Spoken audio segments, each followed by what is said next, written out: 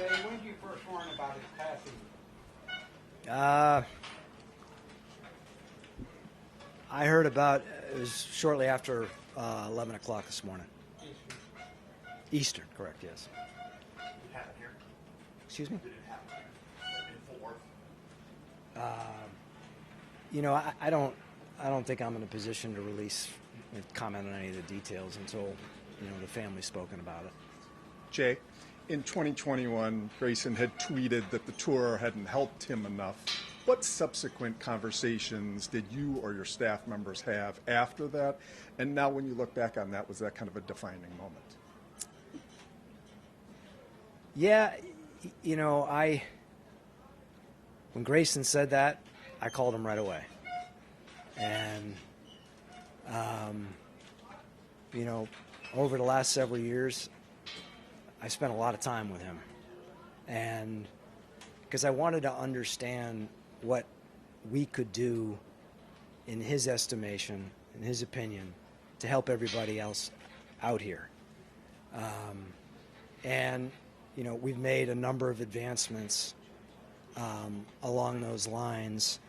And, it's become a real point of focus and emphasis. We're proud of, the programs we have in place to support our players, to support everybody out here. And, I'm devastated by Grayson's loss, obviously. But the conversations I had with him, particularly the last year, I learned an awful lot from him. And, he was very open and transparent with me. Most importantly, I think back to, he was talking about, how he was interested in real estate and how he had become interested in things he wasn't interested in before. He talked about, just the peace he had in his life. And he talked about, go back to that Sony Open transcript. I mean, everything he talked about after he won the Sony Open, he talked to a lot of people about. And I found inspiration in that personally. I also found inspiration in that as a leader of this tour. And does this show you, though, that there's still a lot of work to be done moving forward in this area of helping tour players? Well, I mean, the question you're asking, I just want to be clear. We don't know the circumstances around Grayson's passing.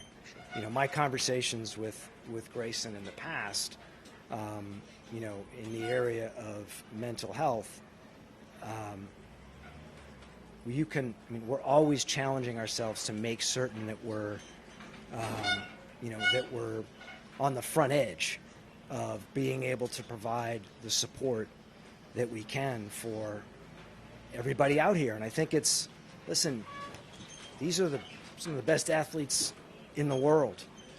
They think they're, and they are in many respects invincible. And, I think one of the things that I think back about Grayson's openness is, and I speak about courage, I think he taught us all a lesson on that front. And that's something I'll never forget. Yes, sir, you had the opportunity to know him better than a lot of us ever will. Mm-hmm. What is one thing that he taught you that's going to stick with you, and what is the legacy that he's left on this sport that you want others to always remember? I think his legacy is, I think one of the elements of his legacy is his resiliency. So you think of going back to 2017, winning the Barbasol Championship, going back and forth between the Korn Ferry Tour and the PGA Tour, winning 3 times on the Korn Ferry Tour,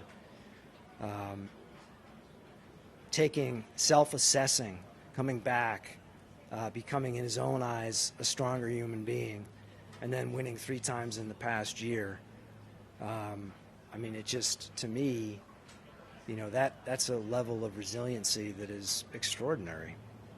In those conversations over the past year, what was the feedback from him about how the tour was doing? Did he seem to indicate the tour was doing better in areas of mental health, et cetera, in those conversations? He didn't he didn't specifically say that. We were always talking about how we could, when we talked, and when we talked about the subject, it was what could we be doing to get better, or just updating him on where we were, amongst the many other topics that he and I talked about. He had very strong opinions. He was, and he challenged us, and I found that to be very helpful, because you can learn a lot when people speak their truth in the way that he did. Jay, what does the tour have planned for tomorrow to try to honor him? We're going to go back and convene as a team, and our focus has been on his family and everybody out here, and obviously honoring and respecting him today, and then we'll get to tomorrow, as soon as we're out of here. And it's not just about tomorrow; it's about the weeks ahead. It's about the months ahead. He's a lot of people that are going to be carrying a heavy heart for a long period of time out in the PGA Tour, and there's a family that is obviously devastated that we need to support. All right, thank you, Jay. Thanks, Jay.